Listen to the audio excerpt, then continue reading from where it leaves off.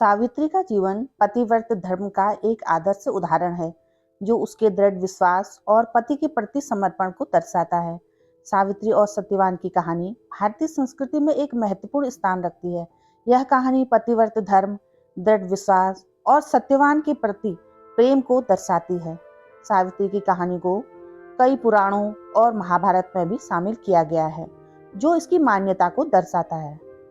सावित्री की कहानी को कई फिल्मों और टीवी शोज में भी चित्रित किया गया है, जो इसकी लोकप्रियता को दर्शाती है। वट सावित्री व्रत करने और इस कथा को सुनने से उपासक के वैवाहिक जीवन या जीवन साथी की आयु पर किसी प्रकार का कोई संकट आया भी हो तो वो टल जाता है। आप सभी को मेरा प्यार भरा नमस्कार। फैलाग। आज हम सुनेंगे वट सावित्री व्रत की कहानी शुरू करने से पहले चैनल को जल्दी से सब्सक्राइब कर लीजिए और अधिक से अधिक शेयर कीजिए। अपनी लोक कथाओं को, अपनी धार्मिक कहानियों को जन जन तक पहुंचाने का प्रयास कीजिए। विवाहित महिलाओं के बीच अत्यधिक प्रचलित ज्येष्ठ कृष्ण पक्ष अमावस्या के दिन आने वाले सावित्री व्रत की कथा इस प्रकार है। भद्र देश के एक राजा थे, जिनका नाम अश्रुपति था। भद्र देश के राजा अश्रुपति के कोई संतान नहीं थी।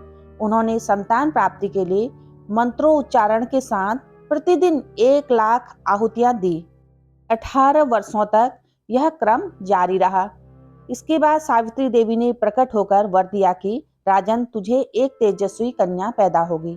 सावित्री देवी की कृपा से जन्म लेने के कारण यह कन्या का नाम सावित्री रखा गया। कन्या बड़ी होकर बेहद रूपवान हुई। योग्य वर न मिलने की वजह से सावित्री के पिता दुखी थे। उन्होंने कन्या को स्वयं वर तलाशने के लिए भेजा। सावित्री तपोवन में गई। वहां साल्व देश के राजा धूम्रसेन रहते थे। क्योंकि उनका राज्य किसी ने छीन लिया था, उनके पुत्र सत्यवान को देखकर सावित्री ने पति के रूप में उनका वरण किया। ऋषिराज नारद को जब यह बात पता लगी तो वह सावित्री के पिता राजा अश्वपति के पास पहुंचे और कहा कि हे राजन, यह क्या कर रहे हैं आप? सत्यवान गुणवान है, धर्मात्मा है और बलवान भी है, पर उसकी आयु बहुत छोटी है। वह अल्पायु है। 1 वर्ष के बाद ही उसकी मृत्यु हो जाएगी। ऋषिराज नारद की बात सुनकर राजा अश्वपति घोर चिंता में डूब गए। सावित्री ने अपने पिता से कारण पूछा तो राजा ने कहा, पुत्री, तुमने जिस राजकुमार को अपने वर के रूप में चुना है वह अल्पायु है। तुम्हें किसी और को अपना जीवन साथी बनाना चाहिए। इस पर सावित्री ने कहा कि पिताजी, आर्य कन्याएं अपने पति का वरण एक बार ही करती हैं। राजा एक बार ही आज्ञा देता है और पंडित एक बार ही प्रतिज्ञा करते हैं और कन्यादान भी एक ही बार किया जाता है। सावित्री हट करने लगी और बोली, मैं सत्यवान से ही विवाह करूंगी। राजा अश्वपति ने सावित्री का विवाह सत्यवान से कर दिया। सावित्री अपने ससुराल पहुंचते ही सास ससुर की सेवा करने लगी। समय बीतता चला गया। नारद मुनि ने सावित्री को पहले ही सत्यवान की मृत्यु के दिन के बारे में बता दिया था। वह दिन जैसे जैसे करीब आने लगा, सावित्री अधीर होने लगी। उन्होंने 3 दिन पहले से ही उपवास रखना शुरू कर दिया। नारद मुनि कथित निश्चित तिथि पर पितरों का पूजन किया।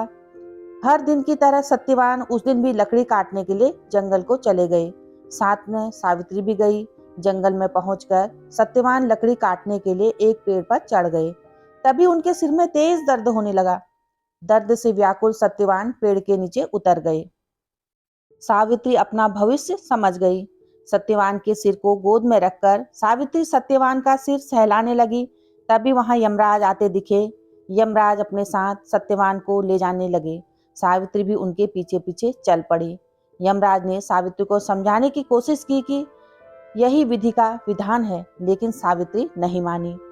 सावित्री की निष्ठा और पतिव्रत को देख यमराज ने सावित्री से कहा, हे देवी, तुम धन्य हो, तुम मुझसे कोई भी वर मांग लो।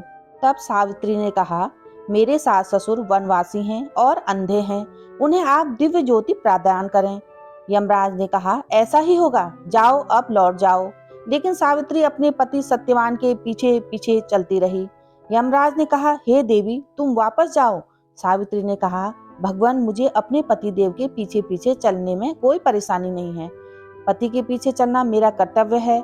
यह सुनकर उन्होंने फिर से उसे एक और वर मांगने के लिए कहा। सावित्री बोली, हमारे सास ससुर का राज्य छिन गया है, उसे पुनः वापस दिला दें। यमराज ने सावित्री को यह वरदान भी दे दिया और कहा, अब तुम लौट जाओ। लेकिन सावित्री पीछे पीछे चलती रही। यमराज ने सावित्री को तीसरा वरदान मांगने के लिए कहा। इस पर सावित्री ने पुत्रवती और सौभाग्यवती का वरदान मांगा। यमराज ने इसका वरदान भी सावित्री को दे दिया। सावित्री ने यमराज से कहा कि प्रभु, मैं एक पतिव्रता पत्नी हूँ और आपने मुझे पुत्रवती होने का आशीर्वाद दिया है।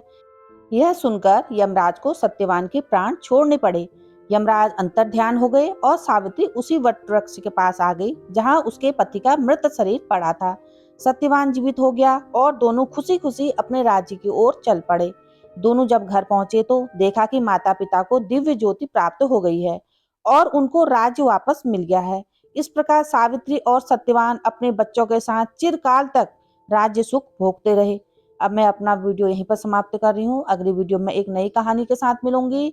तब तक के लिए नमस्कार। पहला बोलिए श्री सत्यवान और सावित्री की जय।